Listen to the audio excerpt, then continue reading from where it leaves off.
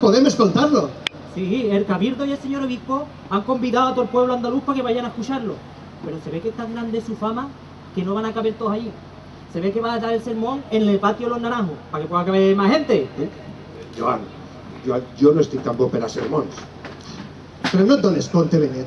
Si el teu amor per Elvira és tan gran com tu dius, el pare Vicent pot ser la teua salvació. Què dius? I sí, home, demà, quan acabi el sermón, anirem a escoltar-lo. I le pedirem, per favor, que trobes a Elvira, per a que te pugues casar en ella. Què dius? Joan, no digues tonteria. Eh? Com va ajudar-me el pare Vicent a trobar a la meva amada? Això seria com dir que no sé, que Elvira va entrar ara mateix per eixa porta. Això sí que seria un miracle. Ja t'he dit. Para ir callándose que va a empezar la actuación principal de la casa. Joan, què és Elvira? Què? No volies un milagre? Pues així ho tens. Tant de temps buscant-la i està així, a Sevilla. Callarse, que esta mujer no se llama Elvira, ¿eh?